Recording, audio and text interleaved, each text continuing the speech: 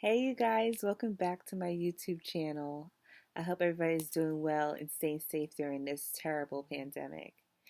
And God bless you all. um, this video I want to talk about how to manage your stress and anxiety and to get control of it. As I know, like during this time, oh my shoulder, a lot of people having a hard time managing their stress and anxiety because we are it feels like we're in a rapture sometimes. but yeah, so I want to give you guys three ways. I'm sorry about my nails. I'm going to take care of them. Three ways to manage your stress and anxiety and you know get a hold of these things naturally. I mean, I know a lot of people need medication. I'm not against medication. Just for myself, medication isn't the way. I do have a method of managing it without use of medication or any other kind of resources that are out there. But this is just my way. Maybe it can help you. All right, so number one is to know your triggers. You need to recognize what the pattern is that setting you off and that makes you fall into anxiety or panic attacks. Knowing that is the key to getting everything to fall into place. For myself, stress is a trigger. Like if I'm and being overwhelmed. When I'm feeling overwhelmed is a major way to have me set into an anxiety attack. The way I manage myself from becoming overwhelmed is having like a checklist and being organized. Um, as a nurse, you can always be easily become overwhelmed. So for myself, like I have like a notepad on my phone, or I write things down to know what I have to do for the day, and I check them off throughout the day. So near the end of my shift, I have everything, at least most things, or most of the time, everything checked off the list, and I get everything done. And I use that for my day to day life as well. Like if I am planning a party, if I'm planning something else for a friend, if I am just having to a lot of things to do that day, I have a checklist of what to do, and I make sure I get all these things done accordingly. And I try to stay on track. I know not everything is foolproof, but I really do my best to stay on track. And if I fall off track, I get my butt back on that track. So checklists and being organized is a major way of doing things. Keeping your living space um, organized and clean as much as you possibly can is very important too, to having a clear mind and preventing anxiety from manifesting. That also goes for depression. I know when people fall into depression, they tend to um, just stay in their own, like, just stay in bed all day long and never, like, get out and take care of themselves. And I understand that is what depression is. But for myself, that's how I fight from becoming depressed is to, like, you know what, I'm going to get up, I'm going to do what I got to do, and I'm going to fight this. That's my main thing. It's like, I'm not going to sit here in bed all day and let myself become depressed and miserable. I am going to get up, take a shower, put some makeup on, do my hair, go outside, get some fresh air, talk to some friends, watch a movie. I am not going to, or clean or cook something because, I've been isolated for a long time. I do get out here and there, but like for the most part, I'm usually inside, shut in because of not having a car and being all beat up from my accident. So, yeah, that's important.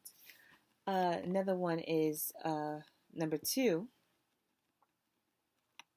is to how to prevent them from manifesting. Uh, for me, that was my technique. It's being organized is my way of preventing them from manifesting. But also, like, people can stress you out. People can make you feel anxious. Those people who are making you stressed out, but making you feel anxious, what I tell them is like, yo, you have to chill out because your energy is really stressing me out here. Like let's regroup, like give me some space. I'll take care of whatever you need me to do, and I'm gonna take care of it. hmm It's being vocal. Did not hold things in. When you feeling overwhelmed and you're stressed out, you don't have to stay that way. You don't need to let other people change your mood and how you feel. Expressing yourself is key. Um, yeah, and like I said, being organized. Try to live in a clutter-free environment as much as possible. Uh, and keeping lists. That's how I try to organize my entire life as much as I possibly can, and that keeps me from feeling anxious or overwhelmed. I map out my day. Like, say, for instance, I wake up tomorrow. I realize I have to go grocery shopping. I have a doctor's appointment. I have to do laundry. I have some baking to do. Things like that. I will have a list and I'll organize that time. Like, all right, so boom, my appointment is at 9 a.m. tomorrow. Just for instance, none of this is really true. Excuse me. None of this is true, but I have like out 9 a.m. doctor's appointment. So when I get at the doctor's appointment, I'm going to, and I'll bring my laundry in the car. You know what I'm saying? I'll bring the laundry in the car to the doctor's appointment. After the appointment, I will put my clothes in the washer and dryer, washers, to have it wash. If you have a laundry in your house, you are very lucky and privileged right there. So that right there, you already have it. You can leave your stuff in the washer and the dryer or whatever. I would recommend putting it in the dryer first before you leave the house. But yeah, you can leave. But I would do the laundry the second, and then after that, you could go to the grocery store when the clothes are in the dryer. Boom, and you have the stuff when you get all your groceries. Come back to the laundromat. You fold it up, put it away, and then you come home and you cook dinner.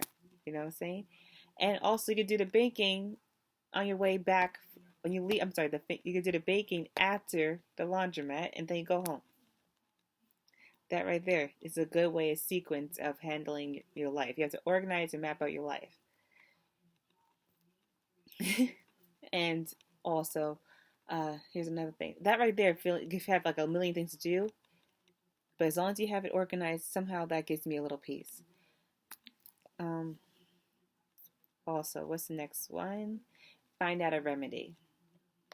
Okay, so say the anxiety is here and it's already nipping you in the butt. It's already got you. What I like to do is I take some deep breaths. I'm not gonna lie. The breathing, people always say take a deep breath. It really doesn't help me. It just makes me angry. But I would recommend you trying it because it works for a lot of people, but for me it doesn't. Um, I learned something online, and so you take your hand and take these two fingers right here, little pinchers, and you squeeze your hand right here, and then you take a deep breath in. It kind of stills their mind, and I feel like relaxed after that. Whenever I feel overwhelmed and anxious, and I feel like the panic is setting onto my neck, I feel that way. I do that, and it does help, at least temporarily, until I can, figure out the solution. Um, what else do I do?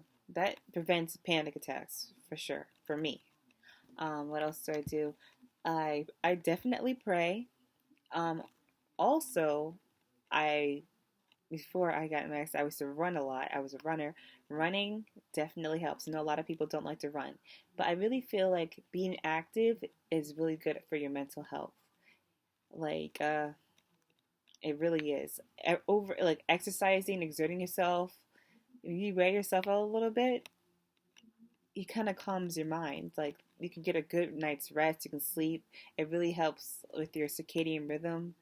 Like any aerobic exercise that increases your heart rate, biking, dancing, all that stuff is really good for your body. Like I feel like the body and the mind is very connected.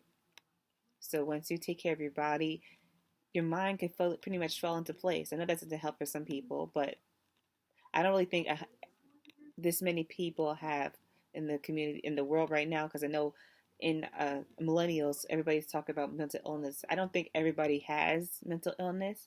I think a lot of people do truly have it. I just really think a lot of people just need to get their, you know, their life organized, and then once you have that all together or know how to navigate through it properly, I feel like it could really help. But I do think there's lots of people out there that really truly do have mental illness, and you can't really control that without medication. I do believe that. I just don't think it's that prevalent as we're really making it out to be. Because from what I see online, it's like everybody has it. It's like, wow, I don't really think it's everybody, because I feel like some people just need to get control of their life, like grasp it. And yeah, what else do I do? I Exercising was really important for me.